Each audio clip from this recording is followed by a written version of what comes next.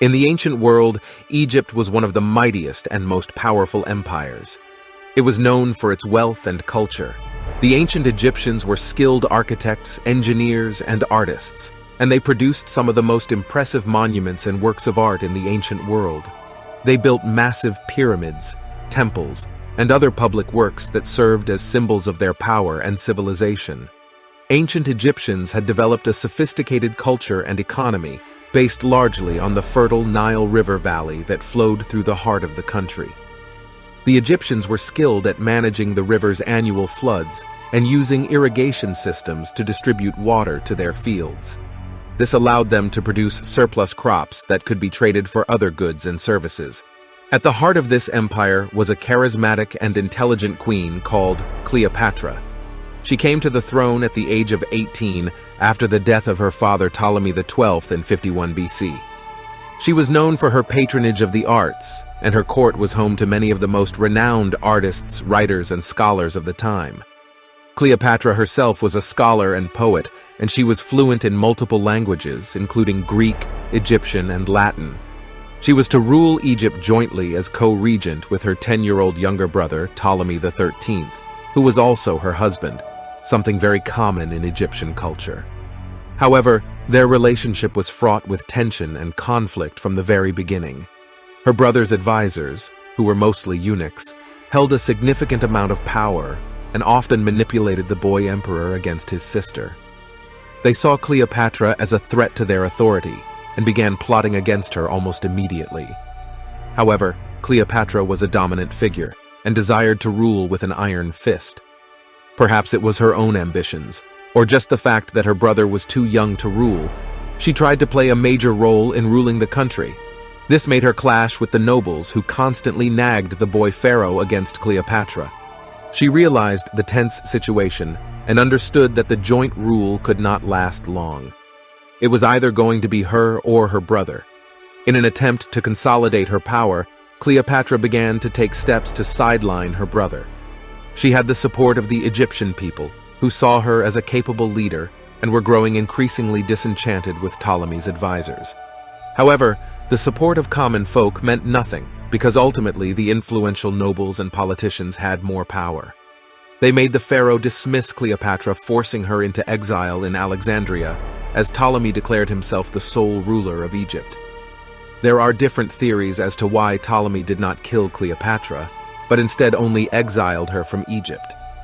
One possibility is that he may have been hesitant to take such an extreme action against his own sister, especially since it could have been viewed as a violation of traditional Egyptian values. Nevertheless, it was probably not his decision anyways, but the decision of the boy Pharaoh's chief advisor Pothinus, an influential eunuch who had also served his father as an advisor. However, what he did not expect was that Cleopatra would go on to challenge the authority of the pharaoh. In the year 48 BC, Cleopatra returned to Egypt with an army, seeking to regain her rightful place on the throne. She landed with her forces at the port city of Pelusium, which was under the control of Ptolemy's forces. In a series of battles, Cleopatra's forces were able to capture the city and defeat Ptolemy's army. Ptolemy's forces, on the other hand, regrouped and were able to retake the city of Alexandria. The conflict was far from over, however, and both sides hustled to gain power. Meanwhile, in the Roman Empire, the great Julius Caesar defeated Pompey, the famous statesman of Rome, in the Battle of Pharsalus, who was then forced to flee to Egypt in an attempt to save his life. A long time ago, Pompey had lent the Egyptian kingdom large sums of money, and he felt that the pharaoh was in his debt. He appealed to the pharaoh to help him in his struggle against Julius Caesar. However, Ptolemy knew that Pompey was a defeated man, and with his own battle to fight against Cleopatra, he was not in a position to help others fight their wars. If at all, he was the one who needed help against Cleopatra. Ptolemy, now a boy of 14, had matured, and he played his political move. He knew Julius Caesar was headed to Egypt in pursuit of Pompey, and he thought if he could win the favor of Julius Caesar, Caesar could help him crush Cleopatra's rebellion. Therefore, he slayed the Roman statesman Pompey, and when Julius Caesar arrived in his court, he presented Pompey's head as a gift to Caesar. To the surprise of the pharaoh, Caesar was furious when he saw Pompey's head. Even though Pompey was his opponent, he was Roman nonetheless. Egypt and Rome were at peace with each other, and he did not appreciate the behavior of the pharaoh who killed a respected Roman general in such an undignified manner. He refused to help Ptolemy against his sister and sought an audience with Cleopatra before deciding to go to war against her. The pharaoh house arrested Caesar and told him he would not release him until he agreed to fight alongside him against Cleopatra. As soon as Cleopatra found out that Julius Caesar, the great Roman military general, was here in Egypt, she reportedly disguised herself as a servant and smuggled herself into Caesar's quarters to free him. She used her charisma and political savvy to win the support of Caesar. She was exactly the kind of woman who would appeal to a man like Julius Caesar. Caesar knew that peace was important in Egypt, as grain and other foods were imported to Rome from this very place. Due to the recent wars in Egypt, there was disruption in supply which had caused food riots in Rome, and Caesar wanted to solve this issue for his republic.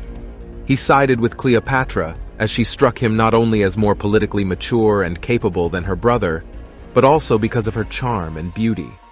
The two grew romantically close to each other and fell in love. The relationship between Cleopatra and Caesar was therefore both political and personal. Caesar was a military genius, and his forces helped Cleopatra's army to lay siege to Alexandria, and they were able to capture the city after several months of fighting. During the siege of Alexandria, Ptolemy was killed in battle, possibly drowned in the Nile River as per many reports. Cleopatra assumed full control of Egypt, and Caesar went back to Rome to address the food riots that had caused massive uprising in the city. His trusted general Mark Antony had failed to solve the problem. Caesar asserted full control, announcing himself as a dictator until there was stability in Rome. He was able to solve the issue of food shortage swiftly since there was peace in Egypt now, and grain could be imported easily without any hindrance. Although Caesar had solved the issue, but his temporary position as dictator approved by the Senate was becoming increasingly permanent, and he continued to hold the office even after the crisis had passed. This and his relationship with the foreign Egyptian queen Cleopatra did not sit well with powerful senators in the Roman Republic. Many senators were worried that Caesar was becoming too powerful and would eventually turn Rome into a monarchy or dictatorship. They were also concerned about the way Caesar was using his power to undermine the traditional authority and privileges of the Senate and other political institutions. Therefore, Julius Caesar was assassinated by a group of senators on March 15, 44 BC.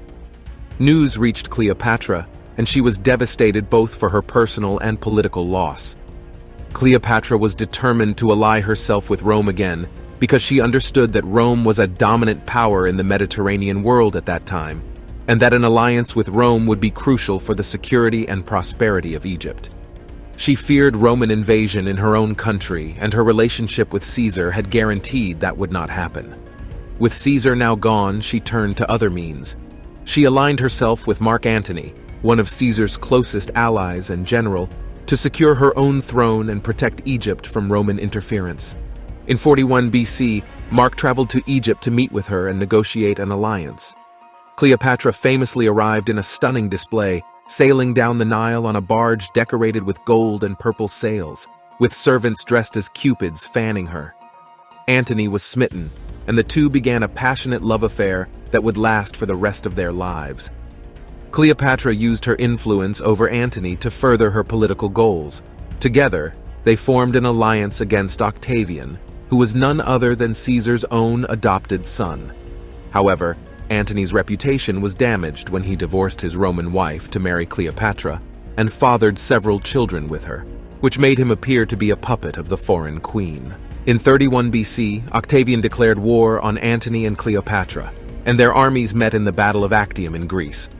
Cleopatra was a skilled politician and strategist, but she had little military experience. Antony led the army, but his judgment was clouded by his love for Cleopatra and his excessive drinking habit. Octavian's navy was far superior, and he outmaneuvered Antony's forces, who were weakened by sickness and desertion. In the decisive battle, Cleopatra and her fleet watched from a safe distance, while Antony's forces were decimated by Octavian's superior tactics. Seeing that all was lost, Cleopatra ordered her ships to flee, and Antony followed her lead. The battle was a crushing defeat for their alliance, and they were forced to retreat to Alexandria, Egypt. Octavian pursued them, and after a siege of several months, Antony's army began to desert him, while Cleopatra's people began to turn against her. In August of 30th BC, Antony received false reports that Cleopatra had committed suicide, and out of despair, he took his own life. When Cleopatra learned of his death, she resolved to join him in the afterlife. According to legend, Cleopatra arranged for an asp, a venomous snake, to be brought to her in a basket of figs. She then allowed the snake to bite her, and she died from the poison. Her death not only marked the end of Roman Republic and the beginning of the Roman Empire, but also the end of the Ptolemaic dynasty, which had ruled Egypt since the death of Alexander the Great in 323 BC. After her death, Cleopatra became a legend and a symbol of female power and independence. She has been depicted in countless works of art, literature, and popular culture as her life and legacy continue to inspire people today. Show over. We don't charge tickets, but a subscribe to our channel is a fair price. Thank you for watching. See you next time.